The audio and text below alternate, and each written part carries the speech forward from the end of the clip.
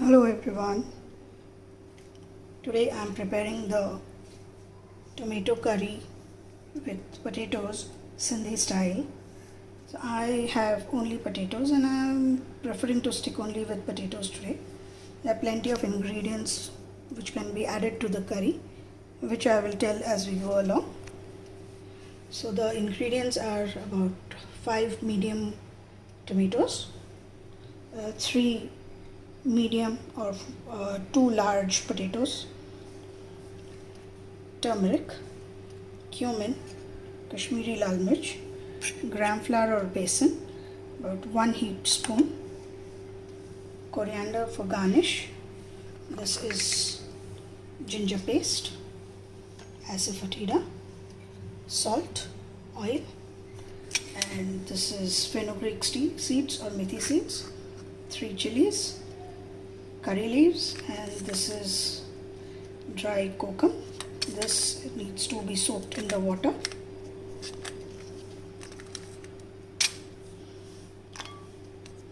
For some time.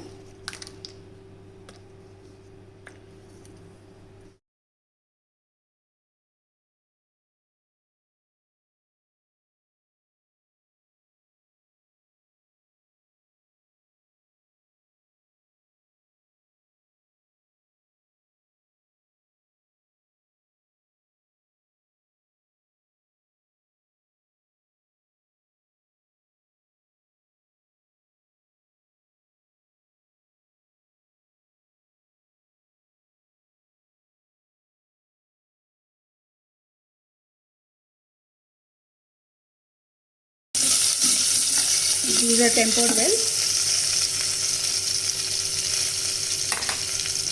I will add the besan or gram flour.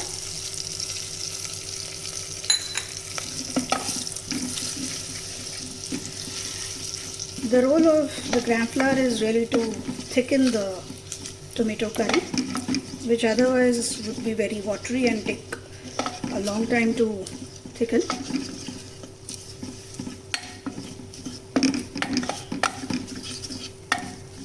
And the gram flour gives a very distinct flavor to the dish.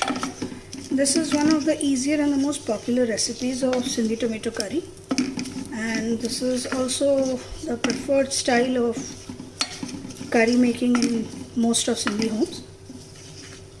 The other version is the non-roasted gram flour curry, which again this recipe is very simple, but because the gram flour is not roasted, it needs to be kept on the flame for cooking for at least about 1.5 to 2 hours depending on the quantity of curry. Now while this is roasting, again we need to stir it continuously because we don't want the gram flour to get burnt.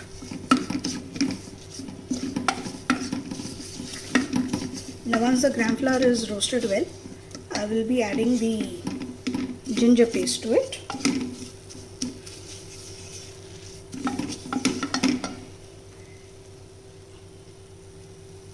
The other ingredients, the vegetables which generally go and without which Sindhi curry is really not complete, is the drumsticks, cluster beans, and many prefer to add bhindi or lady's finger, cauliflower, peas, carrot also I have seen people adding.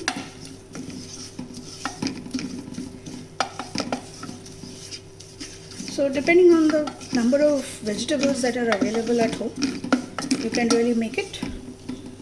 You can see the besan or gram flour has roasted very well. It has released its lovely aroma, changed its color. I don't want to darken it any further or roast it any further. I am adding the ginger paste. Once the ginger paste is sauteed well, I will add the turmeric and just the hint, small teaspoon of Kashmiri red chili powder to enhance the color and the flavor.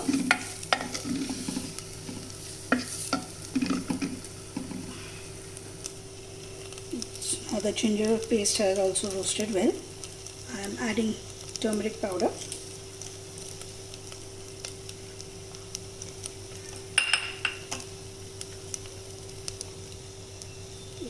That should be it.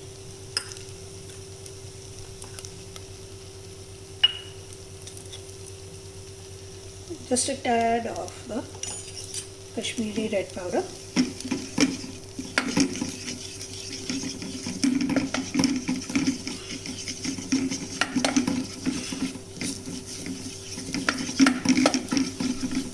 Now once just roasting it very slightly, the masalas.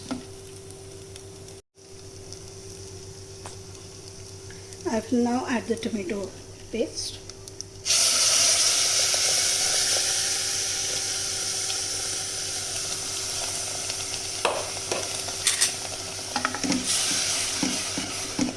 Mix it.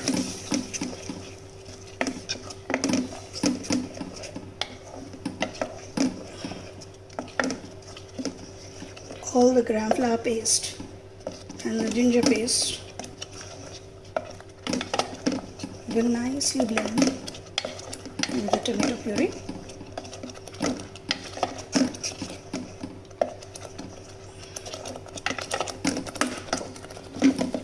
I'm removing it from the burner.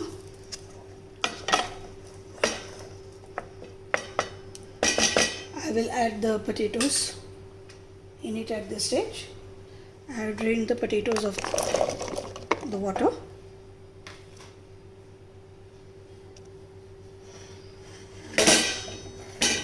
We'll saute it a bit before putting back the pan on the burner.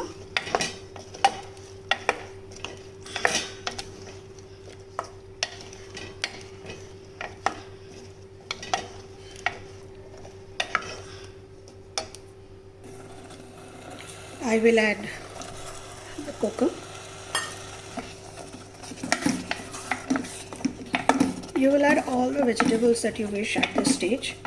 Give it a slight saute in this thick tomato paste before adding water to make the curry.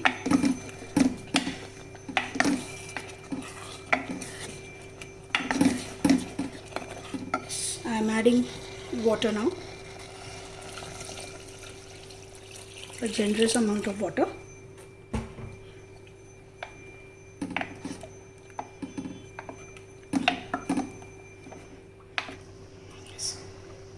You can see the curry has started to boil. I am adding salt.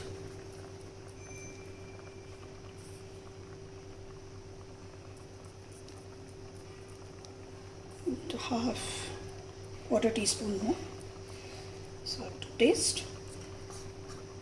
A quick stir and the lid will go on and the curry can cook. This is very watery. It will thicken as it simmers away, and the gram flour will help in thickening the curry much faster. To finish off, a generous addition of coriander leaves, fresh coriander leaves, is sufficient to make the curry even more delicious and aromatic. I am covering the pan. We will now wait for the curry to simmer away and intermittently keep checking. The curry has been simmering for about 5 minutes. Remove the lid and check. Yes, this is good, very good. Give it a stir and put back the lid again.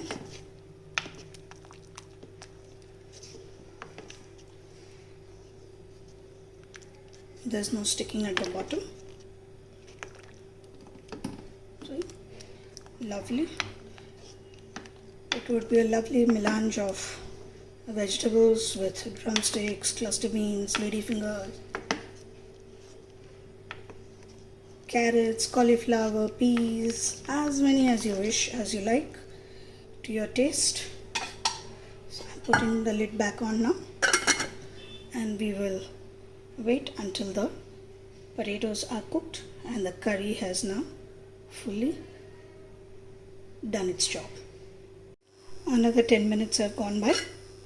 We will check how far the potatoes have done and also whether the curry has thickened to the correct consistency.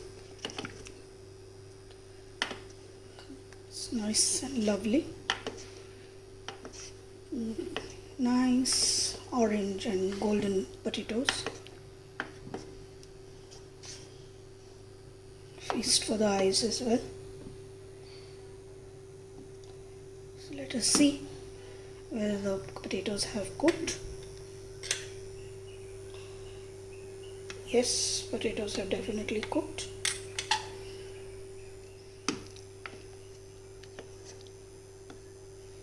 I need the curry to thicken up a little bit more.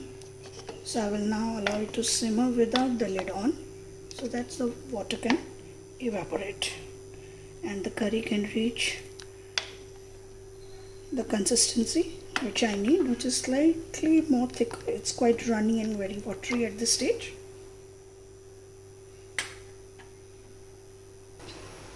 Yes, now the curry has cooked very nicely. It has reached the desired level of thickness that I want. You can see the creamy, smooth curry, and the oil has released, which has brought the nice shine on the surface. As you can see, this is now ready to be finished with fresh dash of coriander leaves to bring the contrast of this simple recipe. Very aromatic, not too many ingredients to bring the flavor are needed. I personally like the simple flavors of the spices. I am adding the coriander there. Lovely. This is done. I will now remove the pan off the plate. It's ready to eat with rice. Enjoy. Thank you for watching. Hope you like it and relish it with your friends and family.